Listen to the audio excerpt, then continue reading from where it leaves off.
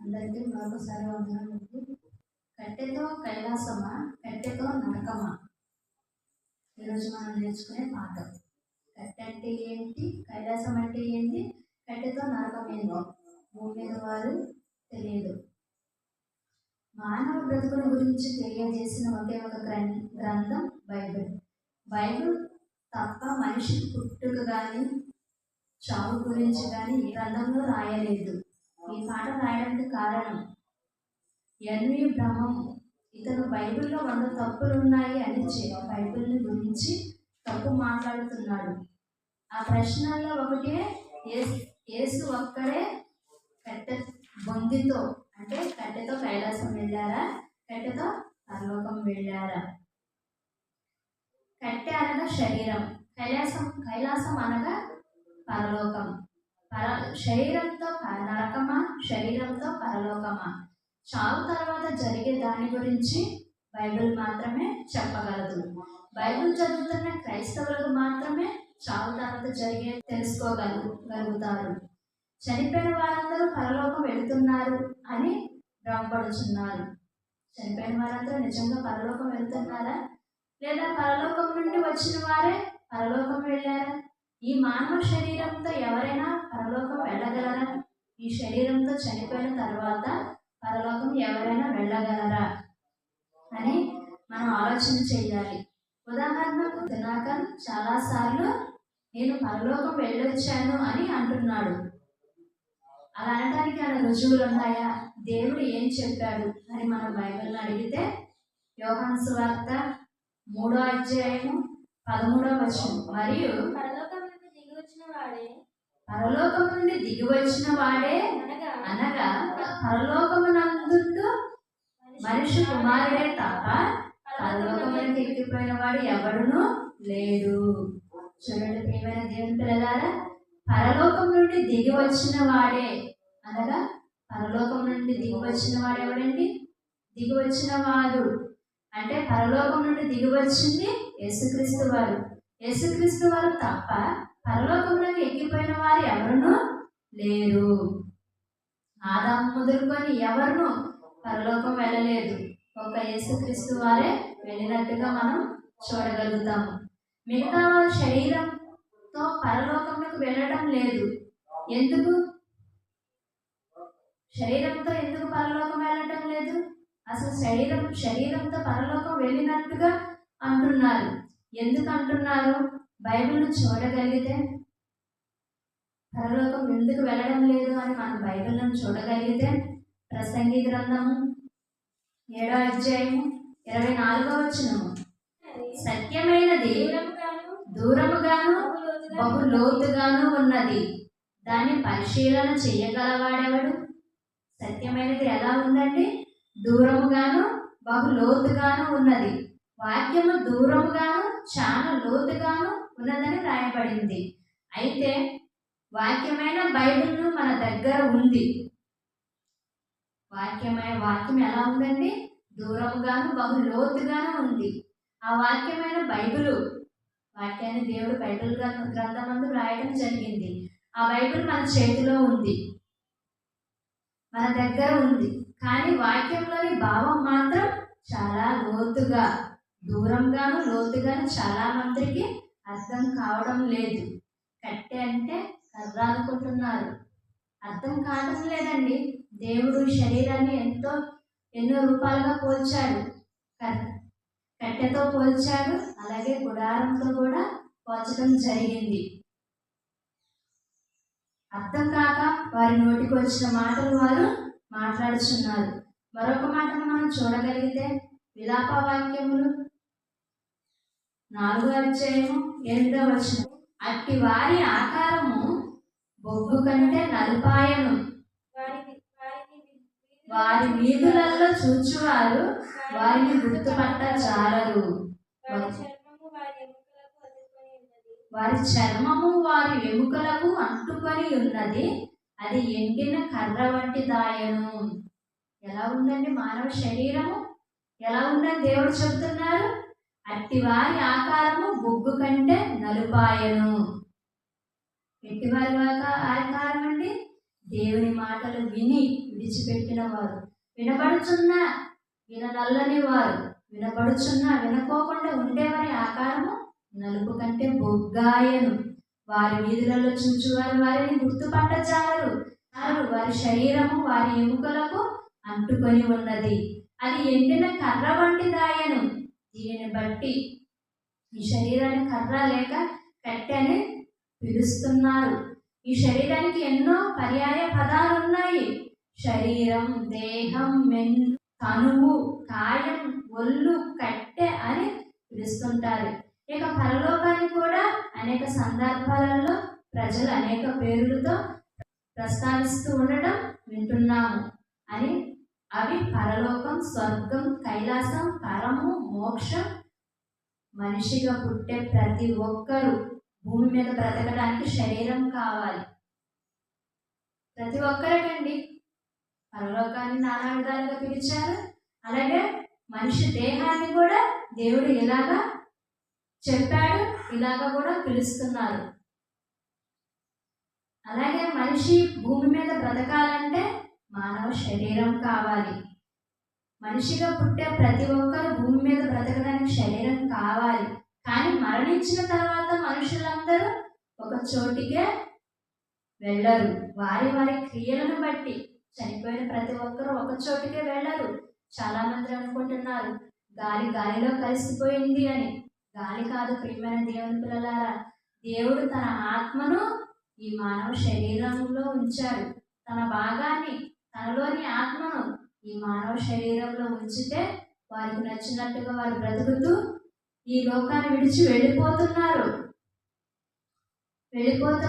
చనిపోయిన వారందరూ ఒకే చోటికి వెళ్ళరు. వారి వారి క్రియలను బట్టి వారు వెళ్ళవలసిన లోకాలకు వెళ్ళవలసి ఉంటుంది. వారు పరలోకానిక నరకానిక అన్నది భూమి మీద బ్రతికి ఉన్నప్పుడే నిర్ణయం తీసుకోవాలి. చనిపోతే ఏ నిర్ణయం తీసుకునే అవకాశము లేదు. దేవుని తెలుసుకొని దేవుని కొరకు బ్రతికి దేవుడున్న లోకాన్ని చేరుకోవాలి. దేవుని క్రియలు చేసిన వారే దేవుడున్న లోకానికి చేరుకుంటారు. అలా లేకపోతే భూమి మీద వారికి నచ్చినట్టు వారు బ్రతికితే ఎంతో మంది వారిని బెదిరిస్తారు. చంపేస్తారు అని చంపేస్తాను అని అంటారు. కానీ దేవుడు ఎవరికి భయపడొద్దంటున్నాడో, ఎవరికి భయపడమంటున్నారో అని మనం బైబిల్ నందు చూడగలిగితే మత్తయి సువార్త 10వ అధ్యాయం 28వ వచనం, మరియు ఆత్మను చంపనేరక దేహమునే చంపు వారికి భయపడకుడి గాని ఆత్మను దేహమును కూడా నరకంలో నశింపజేయగలవానికి భయపడుడి. ఎవరికి భయపడొద్దు అంటున్నాడండి? ఒక శరీరాన్ని చంపే వారికి మీరు భయపడవద్దు, చంపేస్తారు. వారికి మీరు భయపడవద్దు. అంతకంటే భయంకరమైన వారికి భయపడాలి. ఆ దేవునికి భయపడాలి. ఆ దేవుడు ఏం చేస్తారండి? ఆత్మను శరీరమును రెండింటిని నరకంలో వేస్తానంటున్నాడు. కనుక ఆ దేవునికి భయపడి దేవుని కోసం బ్రతకాలి. ఆత్మ శరీరంలో కలయికే మనిషి అనగా ఆత్మ శరీరం ఉన్నంత మాత్రాన ఆత్మ లేకపోతే శవమైపోతుంది. ఆత్మ ఉంటేనే మనిషి ఉనికి కలిగి ఉంటాడు, చలించగలుగుతాడు, నడవడానికి అవకాశం ఉంటుంది, పలుకుతాడు. ఆత్మ ఉన్నంత వరకే. ఆత్మ వెళ్ళిపోయిన మరుక్షణము శవంగా మారిపోతారు. ఒకవేళ ఈ దేహం నుండి ఆత్మ విడిపోతే దేహంలో ఎటువంటి ప్రవర్తన ఉండదు. కనుక ఆత్మ దేహంతో కలిసి మనిషిగా ఉన్నప్పుడే తండ్రి అయిన దేవునికి భయపడి విధేయత చూపి బ్రతకాలి. తండ్రి అయిన దేవునికి భయపడాలి. ప్రతిదినము దేవుడు నన్ను చూస్తున్నాడు, నేను చేసే కార్యాన్ని చూస్తున్నాడు, నా ప్రవర్తన చూస్తున్నాడు. కనుక నా ప్రవర్తన మంచిగా ఉండాలి, నా ఆలోచన మంచిగా ఉండాలి, నా తలంపు మంచిగా ఉండాలని మనం భయభక్తులు కలిగి బ్రతకాలి. ఆయనకు భయపడి బ్రతకకుండా లోకంలోని వారికి భయపడి బ్రతికితే నరకం ఖచ్చితం అని వాక్యం సెలవిస్తుంది. దేవునికి భయపడుకోకుండా మనిషికి భయపడి బ్రతికితే దేవుడు పాతాళ లోకానికి పంపిస్తానంటున్నాడు. ఏమని సెలవిస్తుందని మనం చూడగలిగితే మత్తయి సువార్త 18వ అధ్యాయం 8, 9 వచ్చిన నీ చెయ్యి అయినను నీ పాదమైనను నిన్ను అభ్యంతరపరిచిన ఎడల దానిని నరికి నీ యొద్ద నుండి పారవేయుము. రెండు చేతులు రెండు పాదములు కలిగి నిత్యాగ్నిలో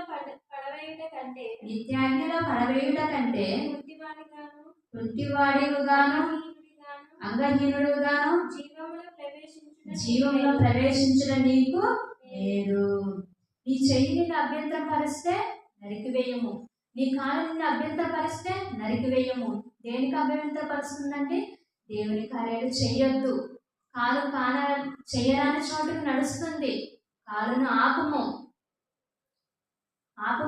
అలా ఆపితేనే దేవుడున్న పరలోకం వెళ్ళగలుగుతాం. లేదా మనసుకు నచ్చిన కాడికల్లా పోతే దేవుడు లేని నరకాగ్ని లోకానికి వెళ్ళిపోవాలి. అందుకే దేవుడు అంటున్నాడు, నీకు నీ శరీరంలో ఏమైనా అభ్యంతరం చేస్తే వాటిని నరికివేయము. ఒక కాలు ఒక చెయ్యి లేకపోయినా సరే నీవు జీవంలోనికి ప్రవేశిస్తావు. నీవు అక్కడ కాలు చేతులు కలిగి ఉండగలుగుతావు, ఎంతో ఆనందంగా ఉండగలుగుతావు అని దేవుడు చెబుతున్నాడు. తండ్రి అయిన దేవుడు శరీరంతోనే నరకానికి ఎందుకు పంపుతున్నాడు? ఆలోచన చేయాలి కదా. నరకానికి పంపుతున్నాడంటే శరీరంతోనే కదా. ఎందుకు ఈ శరీరంతోనే నరకానికి పంపిస్తున్నాడు దేవుడు? మనిషి తప్పు చేసింది ఈ శరీరంతోనే కదా. మనిషి తప్పు ఈ శరీరంతోనే చేశాడు. ఆత్మని ఎందుకు శరీరంతో నరకానికి పంపిస్తున్నాడు అంటే ఆత్మ ఈ శరీరాన్ని లోపరుచుకోలేదు. శరీరం చెప్పినట్టుగా ఆత్మ చేస్తుందే కానీ ఆత్మ చెప్పినట్టుగా శరీరము చేయడం లేదు. అందుకని దేవుడు ఆత్మను శరీరాన్ని కలిపి నరకంలోనికి పంపిస్తున్నాడు. మరొక మాటను మనం చూడగలిగితే 2 కొరింథీయులకు రాసిన పత్రిక 5వ అధ్యాయము 1వ వచనం, భూమి మీద మన గుడారమైన ఈ నివాసము శిథిలమైపోయినను చేతి పని కాక దేవుని చేత కట్టబడినదియు నిత్యమైనదినైనా నివాసము పరలోకమందు మనకున్నదని ఎరుగుదుము. మనం దిగంబరులము కాక వస్త్రము వేసుకొనిన వారముగా కనబడుతుము. కాబట్టి పరలోకము నుండి వచ్చు మన నివాసము దీనిపైన ధరించుకొని అపేక్షించుచు దీనిలో మూలుగుచున్నాము. దేవుని పనులు చేసి దేవుని క్రియల ప్రకారం మనం జీవిస్తే మనకు ఒక నివాసం వస్తుందండి. ఏంటండి? దేవుడు ఉన్న పరలోకం వెళ్ళేటట్టు నివాసం దీనిపైన ఈ ఆత్మ పైన ధరింప చేస్తానంటున్నాడు దేవుడు. మనిషిగా ఆత్మ భూమి మీద ఉండటానికి శరీరము ఒక గుడారంగా నివాసం అంటారు. పౌలు గారి గుడారమును ధరించుకొని దేవుని కొరకు బ్రతికితే దేవుని చేత కట్టబడిన నిత్యమైన నివాసము అక్షయ శరీరము క్షయమైన శరీరముపై ధరించుకుంటాము. కాబట్టి పరలోకం వెళ్ళడానికి అక్షయ శరీరం ధరించుకోవాలి. అక్షయ శరీరం కావాలంటే మానవ శరీరం ఉండాలి. కనుక ఈ శరీరముగానే నరకానికైనను పరలోకానికైనను వెళ్ళగలుగుతాము. మరి నరకానికైనా పరలోకమైన వెళ్ళాలంటే మనం చేసే పనులను బట్టే. భూమి మీద దేవుని ఇష్ట ప్రకారం మనం బ్రతికితే, దేవుడు మనపై పెట్టుకున్న ఆశ ప్రకారం, మనపై రాసిన రాత ప్రకారం మనం బ్రతికితే దేవుడు పరలోకం వెళతాము. అలా కాదనంటే నరకానికి వెళ్ళిపోతాము. చనిపోయిన తర్వాత శరీరాలకు మార్పు అవసరమా? మేము ఎట్లా మాకు మార్పు అవసరమా? మాకు మార్పు అవసరం లేదు.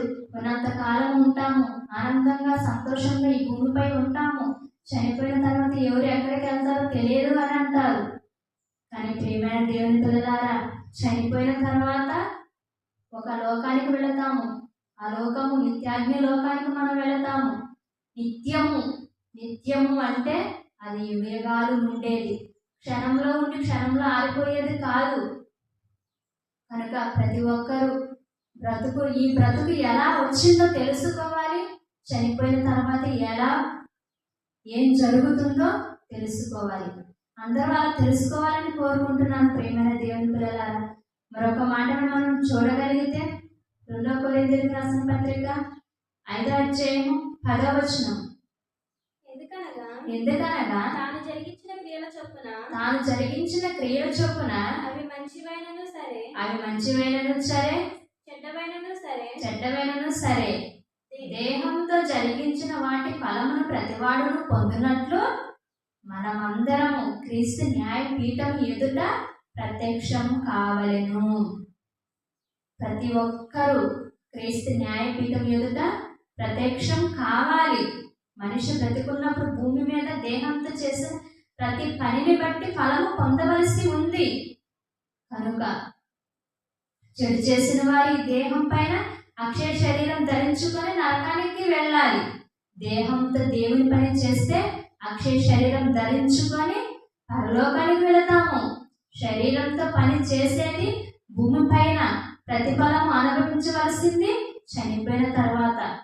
బ్రతికున్నప్పుడే మాకు ప్రతిఫలం కావాలి, నేను చేసిన పనికి ప్రతిఫలం కావాలి అని ఆరాటపడతాము, ఆశపడతాము. కానీ ప్రతిఫలం ఇచ్చేది దేవుడు. దేవుడు ఇస్తాడండి. నీవు సుఖంగా సంతోషంగా ఉండాలంటే దేవుని కొరకు కష్టపడాలి. దేవుని కొరకు కష్టాన్ని ఇష్టంగా అనుభవించాలి. ఏ కష్టం వచ్చినా సరే అది దేవుని పనికై ఉండాలి. శరీర లాభాల కొరకై ఉండకూడదు ప్రియమైన దేవుని పిల్లలారా. ఈ దేహం పైన అక్షయ శరీరం ధరించుకొని నరకానికి వెళ్ళాలి. ఈ దేహంతోనే దేవుని పని చేస్తే పరలోకానికి వెళ్ళాలి. అటు పరలోకానికి వెళ్ళిపోతాము, మరి నరకానికి వెళ్ళిపోతాము. ఆ ఆలోచన మన చేతికి ఇచ్చాడు. అవకాశాన్ని దేవుడు మన చేతికి ఇచ్చాడు. మన కళ్ళ ముందు ప్రకృతిని ఉంచాడు. మనకు కావలసినవన్నీ ప్రకృతిలో పెట్టాడు. తన గుణగణాలను మనకు చూపించాడు. అయినా నమ్మకపోతే తన ప్రియ కుమారుడైన యేసుక్రీస్తు వారినే మన కొరకు, మనం చేసిన పాపాల కొరకు ఈ భూమి మీదకు పంపించడం జరిగింది. అయినప్పటికీ మనం ఇంకా మారకపోతే మన పరిస్థితి ఏంటి? దేవుడు మరి ఈ శరీరంతో నరకానికి పంపించడా? ఈ శరీరంతో నిత్యాగ్ని దండనకు పంపించడా? ఆలోచించండి. ఆలోచించి ప్రతి ఒక్కరూ ఈ శరీరంతో దేవుని పనులు చేసి ఈ శరీరంతో దేవుడిని పరలోకం చేరుకోవాలని చెబుతూ నా ఈ మాటను ముగిస్తున్నాను.